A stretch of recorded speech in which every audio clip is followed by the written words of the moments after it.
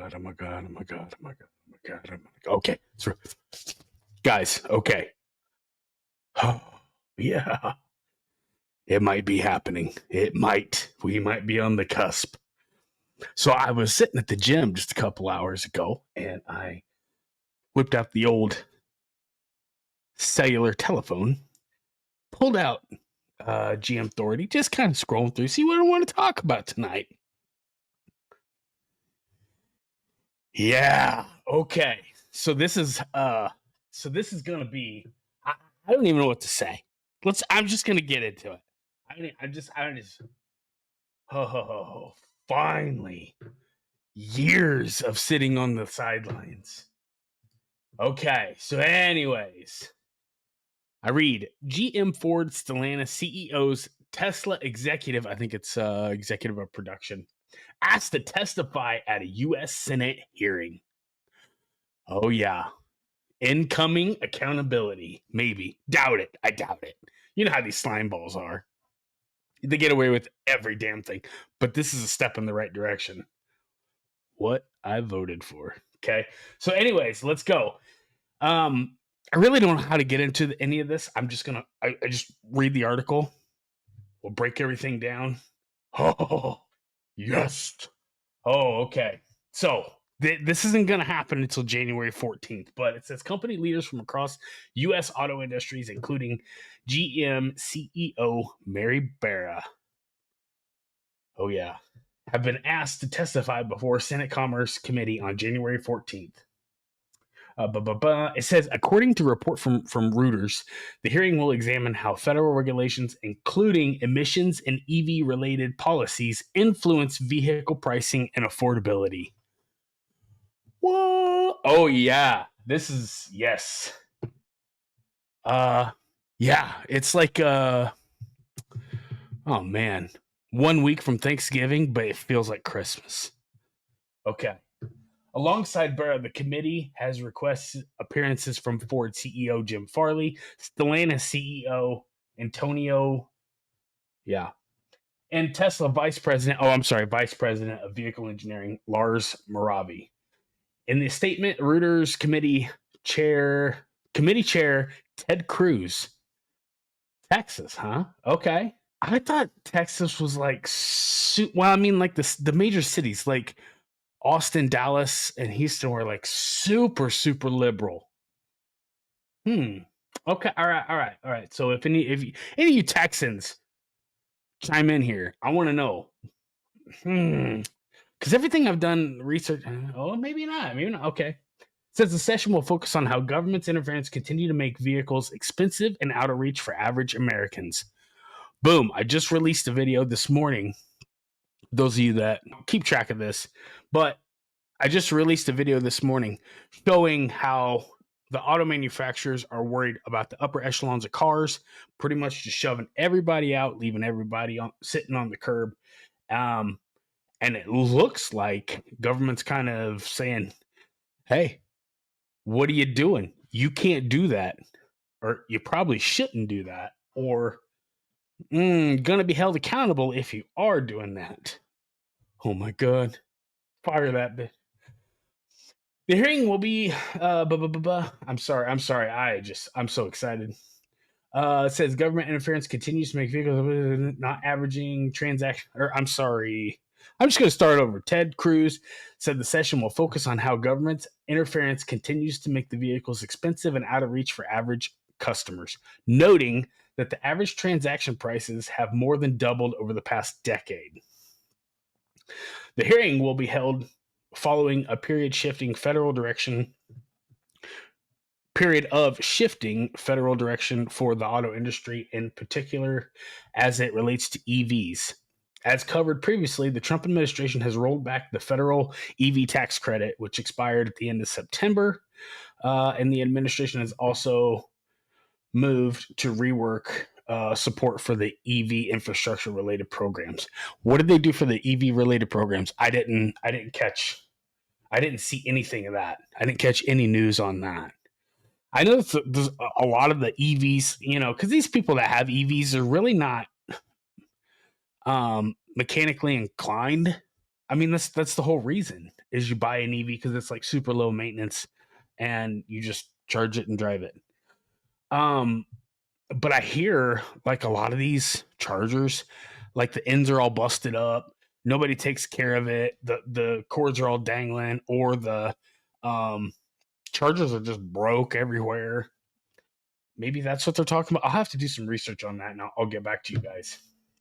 It goes on. It says, in addition, Trump's administration has taken a more heavily handed approach. Oh, when it comes to levying tariffs on goods imported into the U.S. in an effort that automakers argue will exacerbate the production costs. Dude, these guys have known forever that these tariffs were coming. I mean, we're over a year now. And they, I mean, how long do you need? How long do you need? And then begs the question, why weren't they built here to begin with? Sorry. I mean, if Ford's got it figured out, and the Mustang has always come in under the Camaro as far as price goes. I don't want to hear it. I don't want to hear it. Per previous coverage, GM was one of the several manufacturers last month urging the administration not to enact new tariffs on manufacturing robots and industrial machinery. Well, par for the course, I guess, right? The companies warned that such measures could increase factory expenses. Oh, dude, listen. These okay. We're going to cover that. Okay. Slow vehicle output. Dude, oh my God. Push retail prices even higher. That's her favorite thing. This is like womanese 101. I'm so fucking over this. I can't. I'm trying not to cuss. I'm done. It says industry concerns extend into emission regulations as well. Pretty sure Trump rolled those back to like pre-2019, I thought. I'm going to do some investigating into that too. In September, the Alliance Automotive Innovation, which represents most major automakers, including GM, asked the EPA to reconsider Biden-era emission limits. Oh my God. Reconsider that. Okay. The group argued that the rules are simply not achievable in the light of significant... Yeah. Duh. Charging infrastructure... And says, in the light of significant market charging infrastructure, supply chain, affordability, and other challenges, as well as recent policy changes enacted. Sorry, my mouth got a little dry there. This is awesome because this is going to be, hopefully there's an investigation or something, because I want to see, like I said in that video from this morning, if you haven't, go check it out, because it seems like we have no direction here, and we're just being whipped around emotionally and financially, and it's getting to be crap. And Cooper Bogetti, I'm sorry if I'm not good with names, said that he mentioned there, he said this phrase, it's getting hard to wave their flag. And it is, especially when, like that one post I put up, 210 grand for a Silverado. You know, this lady is just like, I don't know if she's like a hypochondriac or whatever. It's terrible. But under her leadership, for sure, we have lost so many performance cars. Enthusiasts just I mean, we have the Cadillac CT5. I guess we do have like the Escalade V, but I mean, it's like a house with 700 horsepower. I mean, and we have the Corvette, and that's it. It's all we're down to. And I don't have a doubt in my mind she would kill that. The hypochondriacs coming back and saying, oh, there's a chip shortage. If we, boom. And all these articles that I'm going to show you today are from 2025. This is October 27th, 2025. So if you go to their favorite people, this is your favorite people, Google, I just typed in, is there a silicone chip shortage? As of late 2025, a global semiconductor silicon chip supply is no longer a worldwide crisis. No, no, there's no. So I don't know where we're getting this from, but she just loves it, man. She just loves it. And the thing is like, why I say this is like womanese is it. This is like typical. Make it expensive, make it seem like we're super special, raise the price through the roof. And I don't know what the plan is here, but I mean, if you remember that they're in your face, boom, you are not getting, you ain't getting a C8 ZR1 for less than 100K markup. Motherfucker. That, look, okay, okay, what did it say? Because I believe that they're, okay, so it said, um, but, okay, so there is, at Tom Bell Chevrolet carries, no, I'm sorry. Yes. For instance, a 2026 ZR1 convertible 3LZ. So I'm assuming that's probably fully loaded. At Tom Bell Chevrolet carries an MSRP of $220,000. That's not enough, and is posted for $340,000 for a Corvette. For a Corvette. For a Corvette. And this is within. I mean, I remember when people were balking at. Yeah, people were kind of floored, but you know what I'm saying? Like, they knew it was like the top of the top. So it was like, ooh, that hurts type scenario. When the 2019, a 1-year car, 2019 ZR1 stickered for like 138. I think the C6 ZR1 did the same thing too. It's like 125, 138. Let me look it up here. Let me just look it up here. When did they make the C6 ZR1? So I'm going to go 2013 ZR1 MSRP.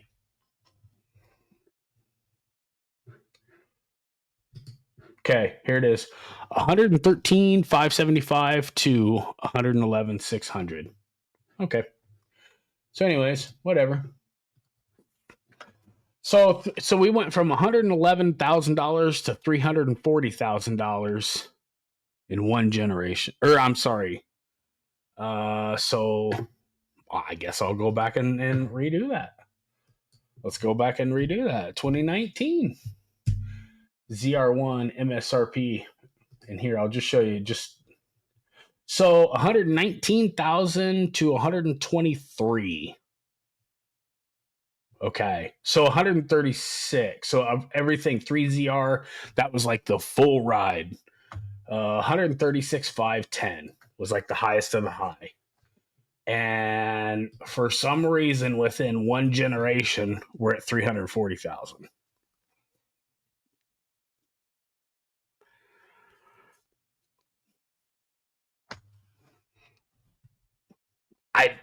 There's no words.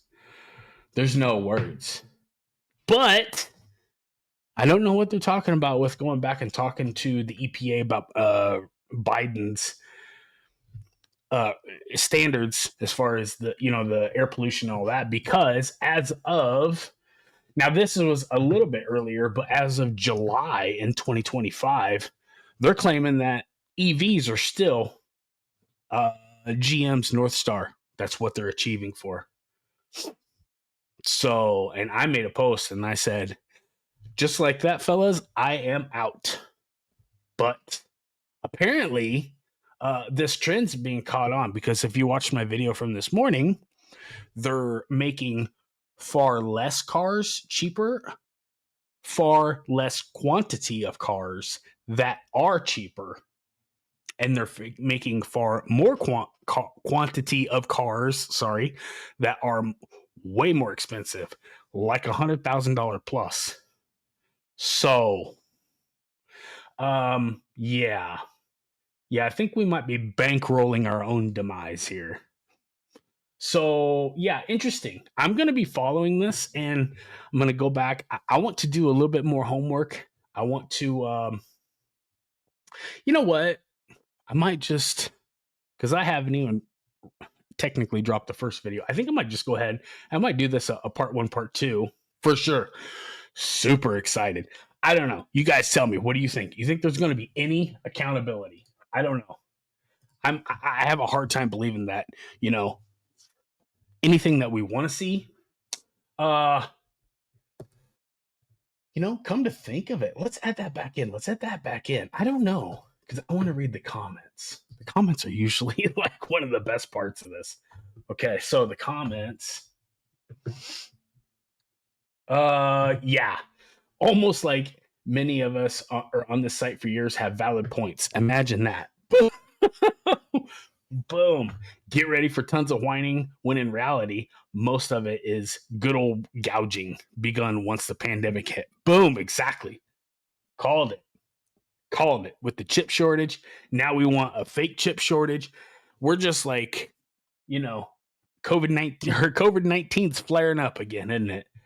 It says, unfortunately, stock prices don't work. Yes. That's a very good point. Unfortunately, stock prices don't work the way they used to. Yeah, because this crap would be in the toilet. Same about corporations in general, relationships between shareholders, boards, and executives. It's very different, very manipulated world now. That's 100. Yes.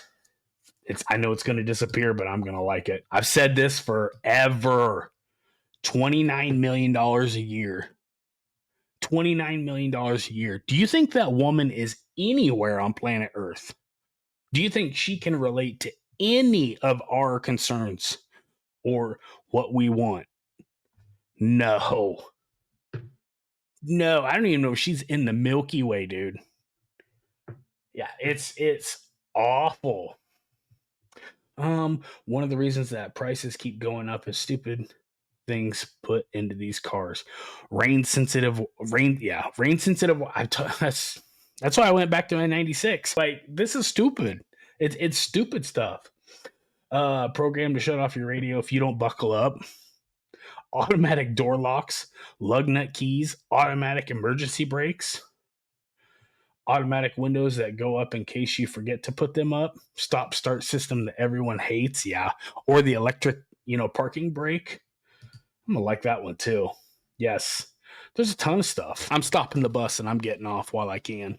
So I'm just waiting for things to become simple again.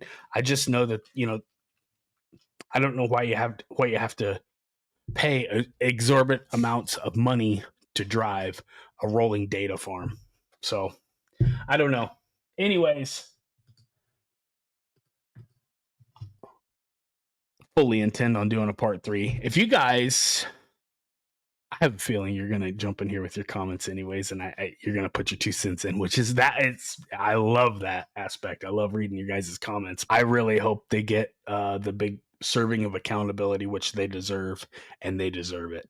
Drop your comments. Oh, I wish I could like this thing about 40 times. Anyways, like it on your way out. Subscribe if you haven't. I really appreciate you guys. You guys are freaking awesome. Take care. You guys have a good day, and we're going to see you on the next one. Thanks.